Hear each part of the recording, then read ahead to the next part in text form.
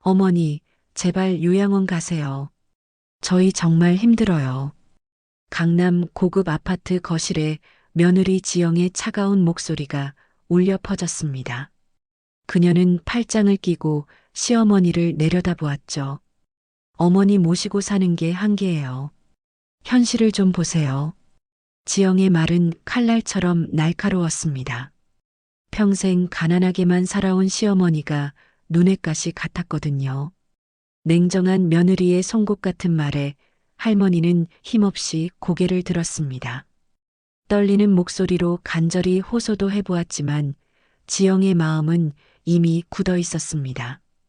어머니, 감정에 휘둘리지 마세요. 요양원이 더 좋아요. 의료진도 있고 또래분들도 많으시잖아요. 하지만 아무도 몰랐습니다. 그 초라해 보이는 시어머니가 도심 한복판 300억 건물주라는 사실을. 제 채널에 오신 모든 분들이 건강하고 행복하시길 진심으로 바랍니다. 구독과 좋아요, 알림 설정해 두시면 더 흥미롭고 감동적인 이야기를 가장 먼저 만나실 수 있습니다. 그럼 지금부터 오늘의 충격적인 반전 이야기를 시작하겠습니다. 서울 강남구의 고급 아파트 거실에 긴장감이 흘렀습니다. 첫째 며느리 지영은 팔짱을 낀 채 시어머니를 내려다보았죠. 70대 중반의 시어머니 박미자는 작은 몸집으로 소파 끝자락에 조그맣게 앉아 있었습니다. 어머니, 이제 정말 한계예요. 남편은 회사 일로 바쁘고 저는 애들 교육비며 생활비며 벌어야 하는데 어머니까지 챙길 여력이 없다고요. 시어머니는 말없이 고개를 숙였습니다.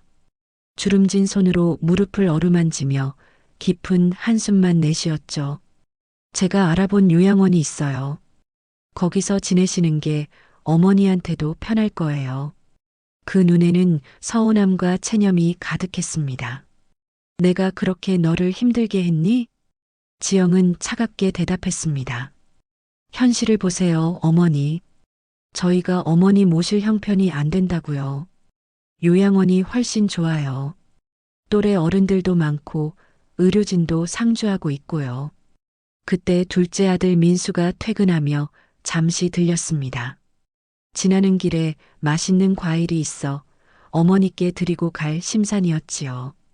그는 형수와 어머니의 무거운 분위기를 한눈에 알아챘죠. 무슨 일이에요? 지영이 팔짱을 낀 채 단호하게 말했습니다.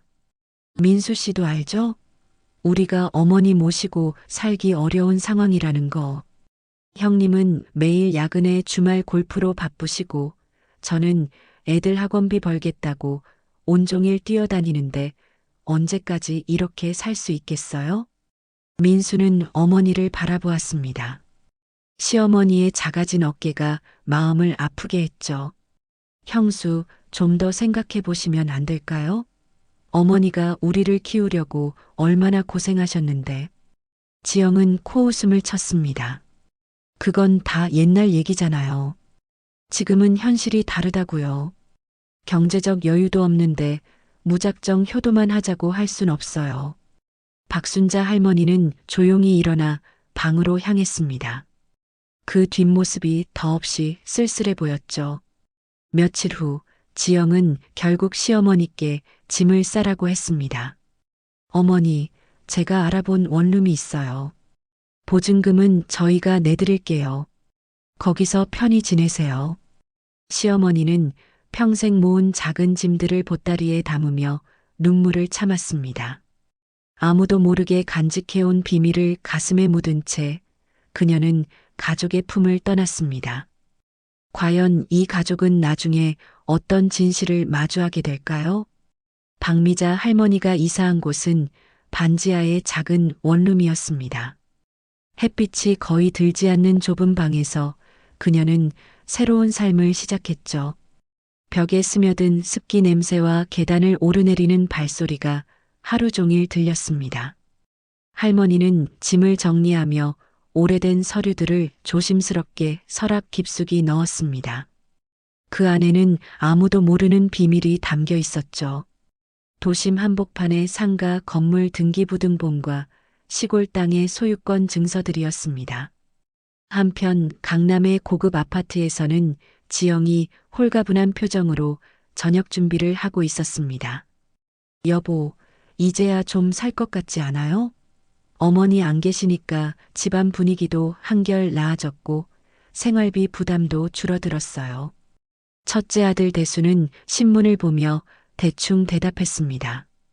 그래, 이제 우리 생활에 집중할 수 있겠네. 애들 교육비도 더 투자할 수 있고. 하지만 둘째 아들 민수는 마음이 편치 않았습니다. 매일 저녁 어머니가 혼자 계실 생각을 하면 가슴이 답답했죠. 아내 수진에게 털어놓았습니다. 수진아, 우리 어머니 혼자서 잘 지내실까? 지하방은 춥고 습할 텐데. 수진은 남편의 손을 꼭 잡았습니다. 여보, 저도 마음이 아파요. 어머니가 우리를 키우느라 얼마나 고생하셨는데 이렇게 쫓겨나시다니. 민수는 결심했습니다. 형수가 뭐라 해도 어머니를 찾아뵙겠다고 말이죠. 다음 날 토요일 민수와 수지는 정성스럽게 밑반찬을 준비해서 어머니가 계신 원룸을 찾았습니다. 좁은 지하방에 들어서자 가슴이 먹먹해졌죠. 평생 가족을 위해 희생하신 어머니가 이런 곳에서 지내시다니. 어머니, 이제 찾아뵈어 죄송해요. 잘 지내고 계세요? 박미자 할머니는 아들과 며느리를 보자 눈물이 글썽했습니다. 민수야, 수진아. 고맙다. 이런 데까지 찾아와줘서. 수진은 어머니의 손을 잡으며 말했습니다. 어머니, 여기 너무 춥고 습하지 않으세요? 몸살이라도 나시면 어떡해요. 괜찮다, 괜찮아. 나 혼자 사는데 이 정도면 충분해. 너희들이 가끔 이렇게 와주는 것만으로도 고맙구나. 하지만 할머니의 얼굴에는 깊은 외로움이 배어 있었습니다. 민수는 형수에게 다시 한번 어머니를 모시자고 이야기해 보기로 결심했죠. 그날 저녁 집에 돌아온 민수는 형과 형수에게 어머니 상황을 전했습니다. 지영은 짜증스러운 표정을 지었습니다. 민수 씨, 그런 소리 그만해요. 어머니 모실 형편 안 된다고 했잖아요. 괜히 가서 마음만 흔들리지 마세요. 과연 이 가족의 갈등은 어떻게 전개될까요? 박미자 할머니는 어두운 지하방에 홀로 앉아 오래된 사진첩을 들여다보고 있었습니다. 젊은 시절 남편과 찍은 흑백 사진부터 아이들 어릴 적 모습까지 세월의 흔적이 고스란히 담겨 있었죠. 그녀의 마음속에는 아무도 모르는 이야기가 있었습니다. 40년 전 남편이 갑작스럽게 세상을 떠난 후 홀로 두 아들을 키워야 했던 그때 말이죠. 그때 미자는 새벽부터 밤늦게까지 온갖 일을 다 했습니다. 식당 설거지부터 청소, 빨래까지 안 해본 일이 없었죠. 하루에 서너 시간밖에 못 자면서도 아이들 교육비만큼은 절대 빠뜨리지 않았습니다.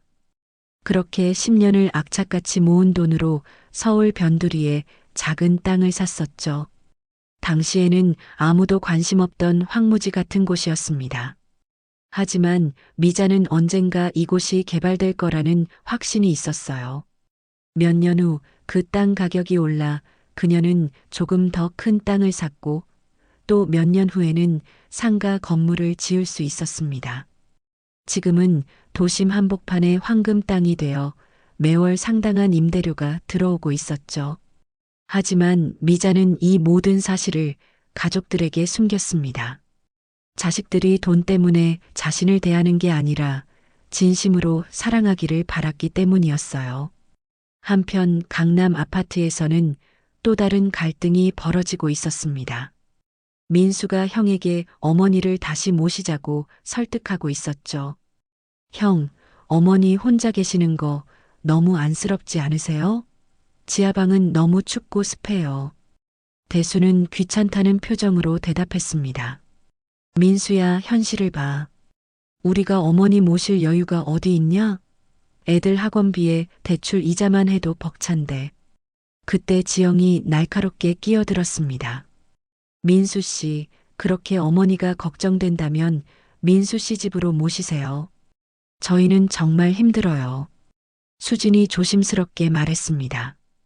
형님, 형수님, 우리 집은 투룸이라 좁지만 그래도 어머니 모실 수 있어요. 어머니가 우리를 키우느라 얼마나 고생하셨는데. 지영은 비웃듯 말했습니다. 그래요? 그럼 도련님 내가 모시세요. 저희는 이미 충분히 했어요. 20년 동안 어머니 뒷바라지한 게 어디 가나요? 민수는 가슴이 답답했습니다. 돈 앞에서 이렇게 차갑게 변해버린 형수를 보니 씁쓸했죠. 그날 밤 둘째 며느리 수지는 먼저 남편에게 조심스럽게 말을 꺼냈습니다. 여보, 저 할 말이 있어요. 민수는 아내의 진지한 표정을 보며 고개를 끄덕였습니다. 수지는 깊게 숨을 들이쉬며 확고한 목소리로 말했습니다. 어머니를 우리가 모시면 안 될까요?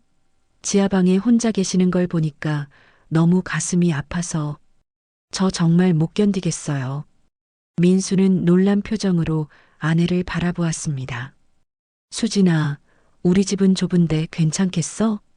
수진의 눈에 눈물이 글썽였습니다. 여보, 어머니가 평생 고생하시면서 당신 형제 키워주셨잖아요. 이제 우리가 보답할 때예요. 집이 좁으면 어때요? 마음이 편안하면 되는 거 아닐까요? 그들은 결심했습니다.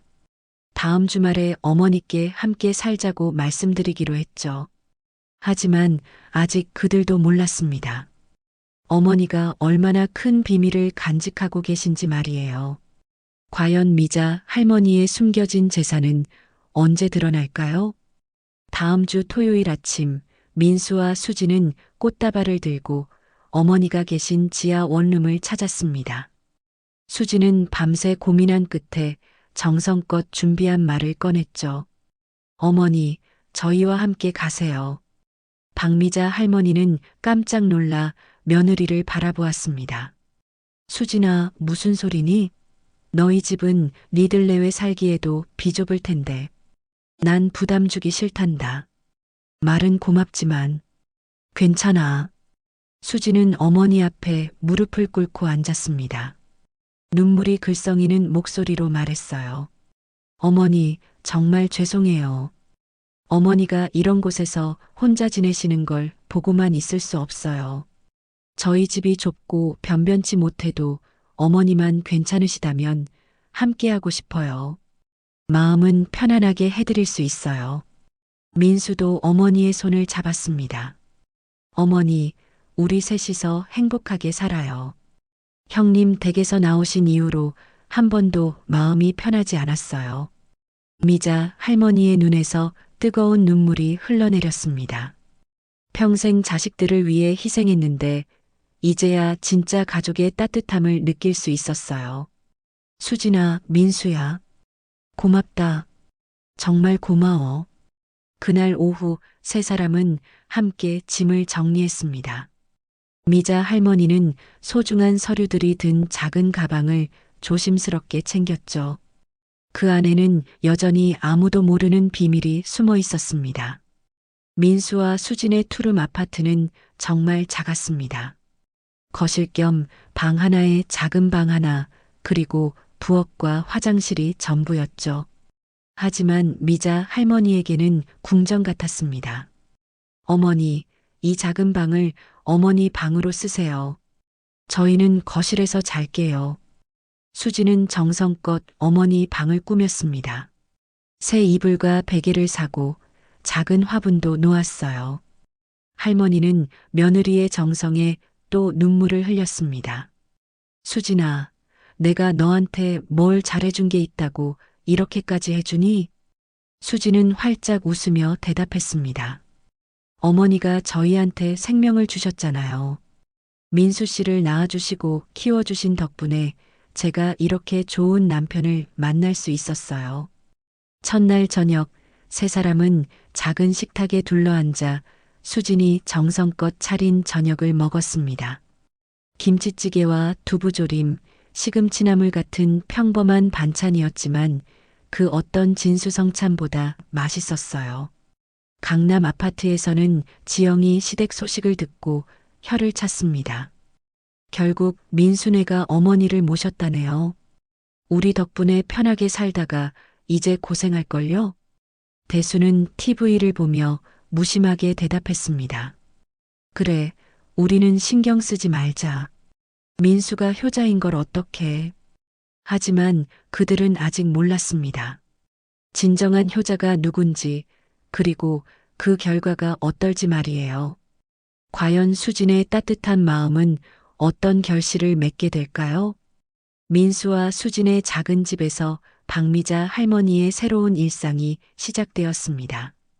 매일 아침 수진은 일찍 일어나 어머니 목까지 아침을 차렸고 어머니는 그런 며느리가 고마워 집안일을 도우려 했죠. 수진아, 내가 할게. 너는 일 나가느라 바쁜데 집안일까지 하면 몸이 상해. 어머니, 괜찮아요. 어머니는 푹 쉬세요. 평생 고생만 하셨잖아요. 하지만 할머니는 가만히 있을 수 없었습니다. 수진이 출근하면 집안을 깨끗이 치우고 저녁 때 돌아올 가족을 위해 밑반찬을 정성껏 만들었어요. 어느 날 저녁 수진이 퇴근해서 들어오니 집안에 구수한 된장찌개 냄새가 가득했습니다. 어머니, 이 냄새가 뭐예요? 내가 된장찌개 끓이고 시금치나물도 무쳤단다. 수진아, 내가 맨날 고생하는데 내가 이것도 못하겠니? 수진은 눈물이 날 것 같았습니다. 친정 어머니도 돌아가신 후 이런 따뜻한 집밥을 먹어본 지가 언제였는지 기억도 나지 않았거든요. 어머니, 정말 맛있어요. 어쩜 이렇게 손맛이 좋으세요? 그렇게 한 달이 지나면서 세 사람 사이에는 진짜 가족 같은 정이 쌓여갔습니다. 어머니는 수진을 친딸처럼 아꼈고 수진도 진심으로 시어머니를 모셨죠. 어느 주말 오후 어머니는 수진에게 조심스럽게 말을 꺼냈습니다. 수진아, 너한테 미안한 게 있어. 어머니, 무슨 말씀이세요? 내가 너무 초라하게 살았지? 가난한 시어머니 모시느라 고생만 시켰어. 수진은 할머니의 손을 꼭 잡았습니다. 어머니, 그런 말씀 마세요. 저는 어머니가 계셔서 행복해요. 돈이 뭐 그리 중요해요? 그때 순자 할머니의 마음속에서 무언가가 움틀 것 같았습니다. 이 착한 며느리에게 언젠가는 진실을 말해야겠다는 생각이 들었어요. 한편 강남 아파트에서는 지영이 불만을 터뜨리고 있었습니다. 여보, 요즘 시어머니 소식 들어보셨어요? 민수네 집에서 완전히 행복하게 지내신다던데요. 대수는 관심 없다는 듯 대답했습니다. 그래, 뭐 다행이지. 우리는 신경 쓸 일 아니야. 지영은 속이 쓰렸습니다. 왠지 자신들이 손해보는 기분이 들었거든요. 그런데 진짜 아무것도 없을까요? 시어머니가 가진 게 정말 없을까요? 뭔 소리야? 평생 가난하게 사신 분인데 뭐가 있겠어. 괜히 쓸데없는 생각하지 마. 하지만 지영은 마음이 편치 않았습니다. 혹시라도 놓친 게 있을까봐 걱정이 되었죠. 그날 밤 작은 집에서는 세 사람이 둘러앉아 TV를 보고 있었습니다. 할머니는 수진의 어깨에 기대어 편안한 표정을 짓고 있었어요. 수진아, 너 덕분에 내가 이렇게 행복할 줄 몰랐다. 정말 고맙구나. 어머니, 저야말로 감사해요. 어머니가 계셔서 집이 이렇게 따뜻해졌어요. 미자 할머니는 마음을 굳혔습니다. 이 착한 며느리에게 자신의 모든 것을 맡기고 싶다고 말이에요. 과연 할머니는 언제 자신의 비밀을 털어놓을까요? 그로부터 석 달이 지난 어느 날 박미자 할머니는 갑작스럽게 몸이 아파 쓰러졌습니다. 수진이 출근 준비를 하고 있는데 할머니 방에서 신음소리가 들려왔어요. 어머니, 어머니, 괜찮으세요? 수진은 급하게 구급차를 불렀고 병원에서는 심장에 무리가 왔다는 진단을 받았습니다. 다행히 큰 위험은 없었지만 며칠 입원해야 했죠. 민수가 병원으로 달려왔을 때 할머니는 의식을 되찾은 상태였습니다. 어머니 많이 놀랐어요. 괜찮으세요? 민수야, 수진아. 미안하다. 갑자기 이런 일로 너희들 고생시켜서. 수진은 할머니의 손을 잡으며 눈물을 흘렸습니다. 어머니, 무슨 말씀을 그렇게 하세요? 저희가 더 잘 챙겨드리지 못해서 죄송해요. 그날 밤 할머니는 수진을 침대 옆으로 불렀습니다. 목소리가 평소보다 진지했어요. 수진아, 내가 너한테 할 이야기가 있어. 혹시 내게 무슨 일이 생기면 너는 내 방 서랍 제일 아래칸에 있는 검은 봉투를 꺼내야 해. 어머니, 무슨 소리예요? 아무 일도 안 생겨요. 아니야, 들어. 그 봉투 안에는 중요한 서류들이 들어있어. 너만 알고 있어야 할 것들이야. 수지는 어머니의 심각한 표정에 가슴이 두근거렸습니다. 하지만 할머니는 더 이상 말하지 않았어요. 다음 날 대수와 지영도 병원에 문안을 왔습니다. 지영은 겉으로는 걱정하는 척했지만 속으로는 다른 생각을 하고 있었죠. 어머니, 편찮으시네요. 혹시 필요한 거 있으시면 말씀하세요. 그런데 지영의 눈길은 할머니보다는 병실 구석에 놓인 할머니의 낡은 가방에 머물러 있었습니다.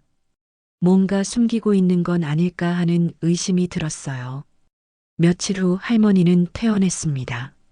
수지는 더욱 세심하게 어머니를 돌보았고 할머니는 그런 며느리를 보며 마음의 결정을 굳혔어요. 어느 조용한 저녁 할머니는 수진과 민수를 불러 앉혔습니다. 너희들, 내가 할 말이 있어. 너희들은 내가 가난하다고 생각하지? 민수가 대답했습니다. 어머니, 그런 게 중요한 게 아니에요. 저희는 그냥 어머니가 건강하시기만 하면 돼요. 할머니는 깊은 숨을 들이쉬며 말했습니다. 사실은 내가 너희들에게 숨긴 게 있어. 내가 가진 게 생각보다 많단다. 수진과 민수는 놀란 표정으로 할머니를 바라보았습니다. 어머니, 무슨 말씀이세요? 할머니는 방으로 가서 검은 봉투를 가져왔습니다. 그 안에는 여러 장의 부동산 등기부등본과 통장들이 들어 있었어요. 이것들이 내가 평생 모은 거야. 서울 도심의 건물 하나, 시골의 땅들. 다 합치면 300억은 좋게 될 거야. 민수와 수지는 말문이 막혔습니다.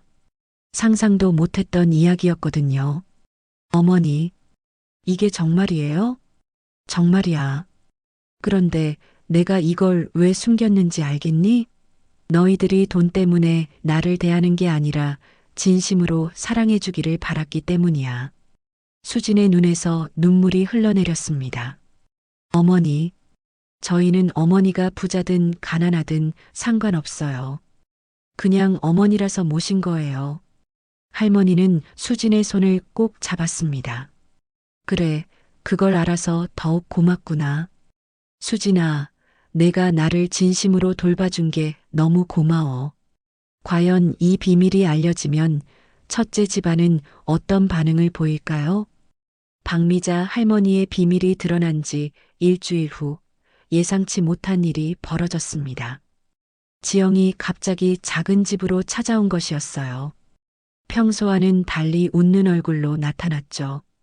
어머니, 안녕하세요. 요즘 어떻게 지내세요? 수지는 갑작스러운 형수의 방문에 당황했습니다. 그동안 한 번도 오지 않았던 사람이 웬일로 찾아왔을까요? 형수, 무슨 일로 오셨어요? 지영은 둘러보며 말했습니다. 아, 별일 아니에요. 어머니 편찮으셨다고 해서 안부 인사차 왔어요. 민수 씨네 집은 처음 와보는데 아늑하네요. 하지만 지영의 눈은 끊임없이 할머니의 방 쪽을 힐끔거리고 있었어요. 며칠 전부터 시어머니에게 뭔가 숨겨진 게 있을 거라는 의심이 점점 커지고 있었거든요. 어머니, 혹시 필요한 거 있으시면 언제든 말씀해 주세요. 저희가 도와드릴게요.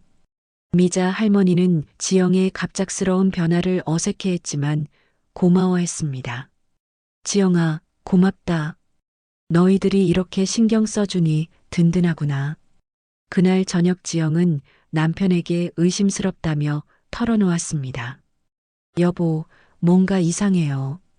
시어머니가 병원에 입원하셨을 때 민수 씨 부부가 너무 비밀스럽게 뭔가를 챙기더라고요. 대수는 별 관심 없다는 듯 대답했습니다. 뭐가 있겠어? 평생 가난하게 사신 분인데. 하지만 지영은 포기하지 않았습니다. 다음 날에도 또 찾아가서 이런저런 핑계로 집안을 살펴보려 했어요. 어머니, 제가 청소 좀 도와드릴게요. 수진이 당황하며 말했습니다. 형수, 괜찮아요. 저희가 할게요. 지영은 억지로 웃으며 말했습니다. 아, 그래요? 그럼 어머니 방 정리는 제가 해드릴게요. 어머니, 혹시 중요한 서류 같은 거 있으시면 저희가 보관해 드릴까요? 그때 미자 할머니가 날카롭게 지영을 쳐다보았습니다. 지영아, 너 지금 뭘 찾고 있는 거니? 지영은 당황하며 얼버무렸습니다. 아, 아니에요. 그냥 어머니 건강하시니까 안심이 되어서요. 하지만 어머니는 이미 지영의 속마음을 알아챘습니다. 돈 냄새를 맡고 온 것이라는 걸 말이에요. 며칠 후 지영은 더욱 노골적으로 나왔습니다. 대수와 함께 찾아와서는 아예 본색을 드러냈어요. 어머니, 혹시 모르니까 재산 관리를 저희가 도와드릴게요. 민수 씨 부부는 아직 젊고 경험이 부족하니까요. 민수가 분노했습니다. 형수, 뭘 하시는 거예요? 어머니가 편찮으셔서 저희가 모시고 있는데 갑자기 와서 이게 뭐예요? 지영이 목소리를 높였습니다. 민수 씨, 우리도 어머니 자식이에요. 어머니께 뭔가 있다면 당연히 알 권리가 있죠. 그때 순자 할머니가 분명히 말했습니다. 지영아, 대수야. 너희들은 나를 가난하다며 쫓아냈잖니. 이제 와서 뭘 바라는 거니? 지영은 얼굴이 빨개졌습니다. 어머니, 그때는 어쩔 수 없는 상황이었어요. 지금은 달라요. 하지만 할머니는 단호했습니다. 아니야. 나는 이미 마음을 정했어. 나를 진심으로 돌봐준 사람이 누군지 알고 있단다. 그날부터 첫째 집안의 노골적인 개입이 시작되었습니다. 매일같이 찾아와서 할머니를 설득하려 했죠. 과연 할머니는 어떤 결정을 내릴까요? 박순자 할머니는 첫째 집안의 노골적인 개입을 보며 더 이상 참을 수 없었습니다. 어느 날 수진과 민수를 불러앉히고 충격적인 진실을 털어놓았어요. 수진아, 민수야. 너희들이 알아야 할 게 있어.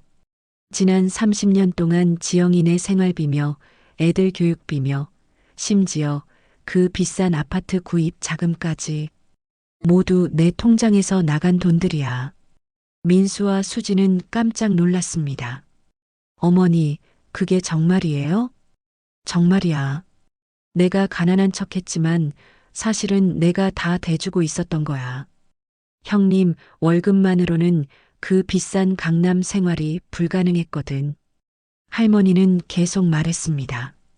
그런데 그들은 나를 짐덩어리 취급하며 쫓아냈어. 자기들을 먹여 살린 사람을 말이야.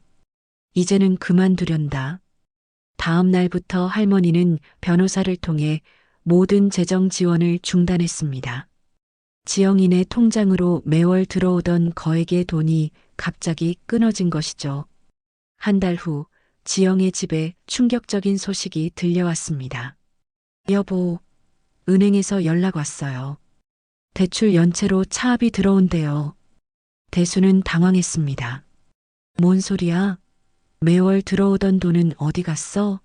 지영과 대수는 진정으로 도와준 사람이 있다는 사실은 까마득히 모르고 서로가 서로에게 금전적인 여유가 많다고 오해하고 지냈었던 것이었습니다. 지영도 혼란스러웠습니다. 지난 30년간 정체불명의 돈이 매월 통장에 들어왔는데 갑자기 끊어진 것이었지요. 그때서야 그들은 조사를 해봤고 충격적인 사실을 알게 되었습니다. 그 돈이 모두 시어머니 통장에서 나온 것이라는 사실 말이에요. 지영은 얼굴이 새하얗게 질렸습니다. 어머니가 우리 생활비를 대주고 계셨다고? 며칠 후 지영과 대수는 급하게 민순의 집으로 달려왔습니다. 무릎을 꿇고 할머니 앞에서 통곡하며 사과했어요. 어머니, 죄송해요. 저희가 정말 잘못했어요. 어머니가 저희를 먹여 살리셨는데 쫓아내다니. 정말 짐승만도 못한 짓을 했어요. 하지만 할머니는 차가운 목소리로 말했습니다. 지영아, 대수야. 효도에는 타이밍이라는 게 있단다. 이미 늦었어. 지영은 울면서 애원했습니다. 어머니, 한 번만 용서해 주세요. 저희가 다시 모실게요. 정말 잘할게요. 아니야. 너희들은 내가 힘들 때 날 버렸어. 이제 와서 무슨 말을 해도 소용없어. 결국 지영이네 집은 경매에 넘어갔고 그들은 작은 월세방으로 이사해야 했습니다. 30년 동안 호화롭게 살았던 대가를 치르게 된 것이죠. 한편 수진과 민수는 할머니와 함께 조금 더 넓은 집으로 이사했습니다. 할머니는 자신의 재산 관리를 모두 수진에게 맡겼어요. 몇 년 후 민수와 수진에게 2명의 사랑스러운 딸이 태어났습니다. 할머니는 손녀들을 무척 사랑했어요. 어느 따뜻한 봄날 오후 햇살이 가득한 거실 창가에서 박미자 할머니는 두 손녀와 함께 즐거운 시간을 보내고 있었습니다. 할머니, 이 책 읽어주세요. 그래, 우리 예쁜 손녀들. 할머니가 재미있는 이야기 들려줄게. 수지는 그 모습을 바라보며 흐뭇하게 웃었습니다. 할머니의 얼굴에 진정한 행복이 가득했어요. 어머니, 저희와 함께 계셔서 정말 감사해요. 수진아, 나도 고맙다. 내 덕분에 이렇게 행복한 노년을 보낼 수 있으니. 그렇게 박미자 할머니는 진심으로 자신을 사랑해준 가족들과 함께 편안하고 행복한 여생을 보내게 되었습니다. 창가로 들어오는 따뜻한 햇살처럼 진정한 효도가 만들어낸 아름다운 결말이었어요. 효도는 조건이 아닌 마음이며 진심은 언젠가 반드시 보답받는다는 것을 보여준 감동적인 이야기였습니다. 이 영상이 공감되셨다면 구독과 좋아요는 큰 힘이 됩니다. 그리고 이 이야기를 어디에서 보고 계신지 댓글로 지역이나 장소를 남겨주시면 제가 감사 인사 꼭 드리겠습니다. 시청해 주셔서 감사합니다.